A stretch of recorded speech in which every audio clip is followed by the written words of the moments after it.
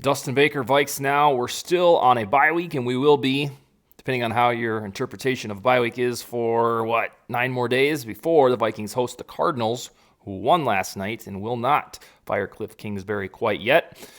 So the Vikings will see a 3-4 Cardinals team in about 9 days and try to go to 6-1 for the first time since 2009. Interesting note. I tweeted this morning. I'm not sure if all of you were on Twitter. Maybe not. But 16 times in franchise history out of 62 possible seasons for these Minnesota Vikings, they've started with at least 5 wins in a season. Their current point differential, which is plus 21, that means they've outscored all their opponents by a total of 21 points. That is the lowest of any Vikings team to start 5-1 or better through 6 games. So if you're wondering, why doesn't this feel like they're just kicking ass and taking names? It's because that this brand of 5-1 or in the past 6-0 is more flimsy. It's not stepping on the throats of people. So statistically, there's a little revelation that this is the worst best start in team history. So we shall see if that means they're going to fall off a cliff like 2016, or if this is just indicative of the whole league having a lot of parity and a lot of close games and a lot of shitty teams or teams that are good that happen to be 3-3. Let's just count our blessings. That's not these Vikings. The point of this show is to go through their naughty things through 6 games, which means it's a to-do list, things they can correct statistically. That's what I do. Hopefully you enjoy it. I got about 6, 7, 8 things. Most of them are on defense. I know the offense isn't rip-roaring, but when necessary, because of all these playmakers and Kirk Cousins doing a pretty decent job running the ship, the offense is a little bit more confidence-inspiring than the defense. So correspondingly, not the way that I picked it, but the way the numbers have come out, defense needs a little bit more attention. We'll start with the most egregious problems and work our way down just to a final concluding thoughts. The first one is the red zone defense, and this is touchdowns allowed when the opponent gets inside the 20. Minnesota ranks second to last in the league in that metric. They allow opponents to score 80% of the time when they waltz inside the 20. That ain't good, and it feels especially damning because with Mike Zimmer, especially the glory days, 2014 to 2019, this was something that the Vikings excelled at.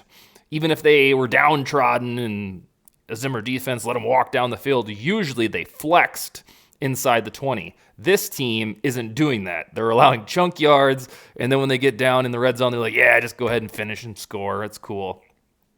It's problematic. And if they want to, I say this all the time, if the Vikings want to be considered, right now they are a good team. There's no ifs, ands, or buts about it. You can't get to 5-1 just being completely lucky. They're a good team, but we're in the process of determining, figuring out if they're going to be a great team. This stat, second to last in the league for touchdowns allowed in the red zone, is not good. It's going to be a problem unless they fix it. Now, thankfully, a lot of things have shown the wherewithal to fix. We did a show, I mentioned on a show about 3 weeks ago how the third down offense was terrible. Well, they fixed it against the Bears. 12 for 15 was marvelous. It took a regression against the Dolphins, but still middle of the league. And then the red zone on offense was also a problem before these last 2 games. They've cleaned that up. Now they're in the middle of the league. So perhaps this red zone defense bullshit will follow suit, because right now it's heinous. The next one is yards per play allowed. This is the chunk yardage. It's being surrendered by Ed Donatell's ultimate bend but don't break defense. It's exposed in the numbers too. The Vikings rank 29th, 4th worst in yards per play allowed. What does that mean? That means you're watching the football game on your sofa or in person, and you're like, oh, they're going to get 6, 7, 8 yards here, and they do. It flushes out in the numbers. They're the 4th worst in surrendering yards per play. That means that teams can just walk down the field, convert first downs like it ain't no thing. 3rd and 15, okay, that's fine. We'll just convert it in 2 downs because we know we can. That's what's happening to Donatell's defense. Again, thankfully, in the 4th quarter, it's not the case. The 4th quarter is a little bit different story. The Vikings show up on defense, get some pressure, and bada bing, they're 5-1. But for now, they're allowing a lot of yardage, and I'll get to a similar point here in about 2 minutes. The next one, go figure, is on defense, is completion percentage allowed.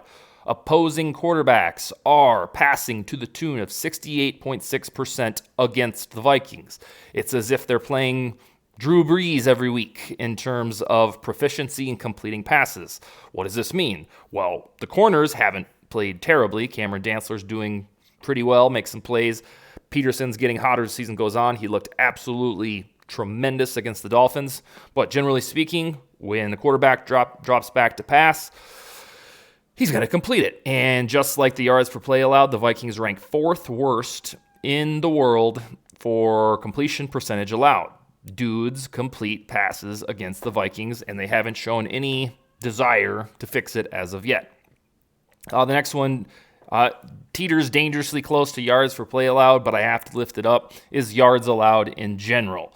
They rank 26th in the business, which is 7th worst, 384.5 yards per game. This is another one that's symbolic of this strange bend but don't break defense. I guess Ed Donatell's long-standing strategy is to not give up the big play and to keep things underneath, make the other team dink and dunk.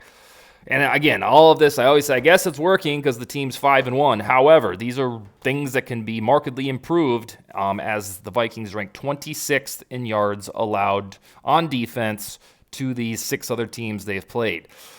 The scoring defense is there, and that's something that, helps you sleep at night. I think it is that one 11th best in the NFL. Let me check. Yeah, 11th best right now in the business in points allowed. So, we're going to do a show on Monday about all the non-naughty stuff, the glorious stuff. So don't think that I'm just, being negative Nancy here.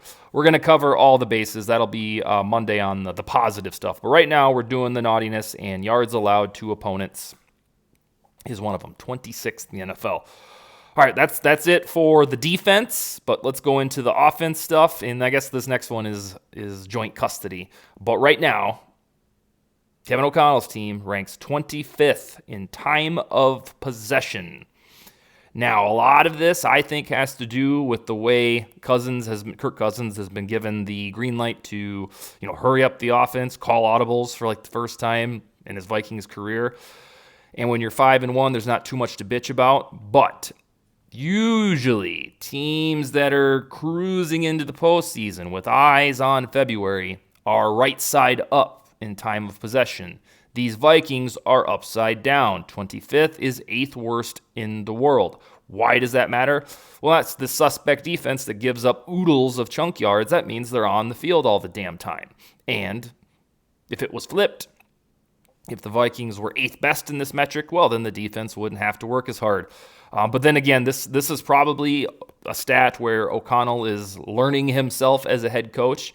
Right now, he likes to push it and gun it and, score as fast as possible. It doesn't usually work. They only score, 25 points a game or so. But the hurry-up nature of the Vikings offense is hurting the time of possession battle. And normally, time of possession matters in football. I should also call out in time of possession that the 98 Vikings were bad in this statistic because, as you might recall, what was I, about 1990, about 14, 15 years old.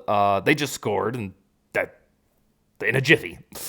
These 2022 Vikings aren't quite as good or anywhere near it on offense, but the time of possession was also upside down through 6 weeks for the 98 Vikings. Just a little context. But overall, time of possession, it's a problem. If they want to fix it, it'll help the defense stay rested. Finally, a couple more here. 21st in yards per rush, and that is 12th worst in the NFL on offense when Dalvin Cook, Alexander Mattison, I guess Cousins every now and then, when they scamper, they only get 4.3 yards per carry. Now, the Vikings run the ball the 6th least in the NFL through 6 games, so they're not necessarily a run-first team by anybody's measuring stick, but when they do run, they're towards the back half of the NFL and how much they gain. Now, it's a little weird because up until 2022, this offensive line was very good at this paving running lanes, giving Dalvin Cook the opportunity to get chunk yardage. But I guess it must be and we'll take this, emphasizing a pass blocking offensive line. you might have a little bit of a sacrifice where they're only getting 4.3 yards per carry, which ranks 21st in the NFL. And with Dalvin Cook paid as much as he is, and as good as he is, as explosive as he usually is, this should be better than 21st in the league. So keep an eye on this one. When they do run the ball, they should be getting more yardage. Finally, the third quarter. I'm going to call it out until every game they fix it. They are upside down in the third quarters of football games through 6 weeks. They've been outscored 33-6. That is the second worst in the NFL behind the Titans, who are also 3-2-1. Are they 3-2-1? Whatever the Titans' record is, they have a -40 differential in the third quarter. The third quarter. Now, thankfully, for the Vikings' sake, their fourth quarter point differential, which means they outscore opponents, is +24, and that is fifth best in the NFL. So when you get done with your halftime festivities, you're going to see a Vikings football team that is horrendous in the third quarter, the second worst in the NFL per outscoring points. But it gets down to brass tacks. Fourth quarter, they're the fifth best. The offense shows up, the defense flexes, and they find 5 wins in 6 weeks. But for now, these naps, these siestas, folks going to sleep in the third quarter is problematic. It's going to be a pain in the ass when they start playing the Bills, Cowboys, Patriots, upstart Jets, and Giants.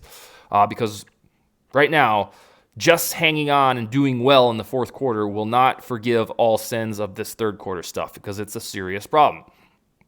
4 quarters in a game, you can't just check out for one of them, especially after you just chatted about the damn thing in the locker room at halftime. And then finally, special teams, overall pretty damn good, especially the punter, especially the coverage units, but the missed long field goals. I would be remiss not to bring this up. Greg Joseph was a hero in the preseason training camp, and last year even, for hitting long field goals. This year, he ain't doing it. Everything beyond 50 yards, sans one field goal has been missed. I believe he's 1 for 5 beyond distance, and he's going to have to hit his groove, because here to report that playoff games often are either decided or involve long field goals, and I don't think you want to be in some wild card divisional or NFC championship playoff game knowing your kicker is completely suspect beyond 50 yards. So I think Joseph can fix this, because this was one of his strong suits in 2021, 7 for 9 from 50 or beyond. And this year, it's the other way around. He sucks from 50 yards and further back. Inside, he's money, he's perfect. The extra point still needs some ironing out. But at some point, I don't care what game it is, Joseph's got to start getting back into this. Give him a 51-yarder against Washington, and maybe he hits it and starts to hit his groove. But right now, long field goals are problematic, and Kevin O'Connell even said himself a couple weeks ago that, yes, it will affect what we do on fourth down if we know that this guy can't hit from 52. All right, that's it for the week. I apologize for the abbreviated week as I was in Miami. We'll be back with 5 episodes next week, and we'll start with the inverse of this topic, talking about all the naughty shit. We'll talk about the things that the Vikings are doing well and can sustain. That's all I got for this section of the bye week, and Skol, baby.